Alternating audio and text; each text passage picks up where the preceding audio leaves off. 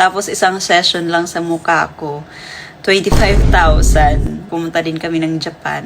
Halos nakapaggastos din kami ng 40,000 sa check-up tsaka sa gamot.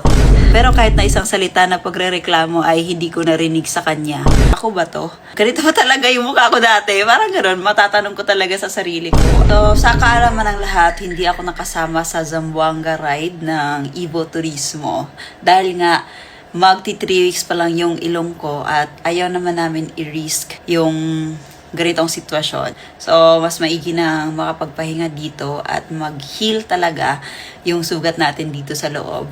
Kasi nakikita nyo na parang okay na siya sa labas, pero sa loob talaga ay hindi pa. So, sabi nga nila hanggang 1 year nga yung process talaga ng pag-heal. Sa video na to, gusto ko lang i-appreciate si Norme dahil sa sobrang supportive niya sa akin. Habang ako lang mag-isa dito sa bahay, nagsuscroll ako sa mga dati kong picture. Sinasabi naman ni Norme na iba sa picture at iba sa personal. Pero syempre, yun yung nakikita natin dahil yun yung parang keep natin na memories, diba? Yung picture. Nakikita ko yung sarili ko na sobrang layo ng mukha ko sa dati. Parang matatanong ko sa sarili ko na, ako ba to?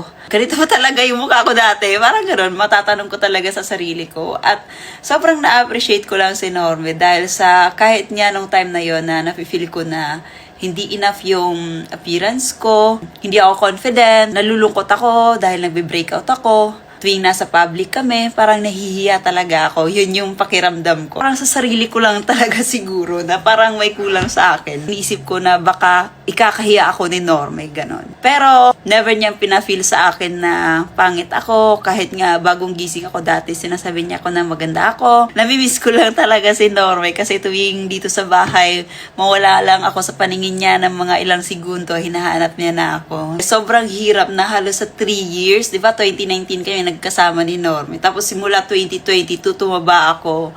23, 24, nag-breakout. Medyo naging okay na yung mukha ko last year. Hanggang ngayon, medyo okay na. Kung ano yung product na tingin ko na magsusut sa akin, kasi nagsasearch ako. Kahit gaano kamahal yan, binibili niya talaga para masolusyonan yung problema sa mukha ko yun, nung nag-breakout ako. Pumunta kami sa sobrang expensive na clinic. Tapos isang session lang sa mukha ko, 25,000. Pero nag-go si Norme doon kasi gusto niya na mas maging confident ako sa sarili ko. Pero wala pa rin namang nangyari that time. Tapos nung 2024, pumunta din kami ng Japan. Halos nakapaggastos din kami ng 40,000 sa check-up tsaka sa gamot. Medyo naging okay yung mukha ko, doon siya nagsa-start.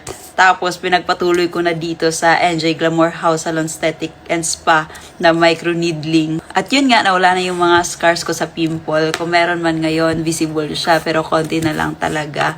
Yung makikita na sa mukha ko is yung parang open pores talaga. Deserve din naman ni Norme yung ganitong recognition talaga.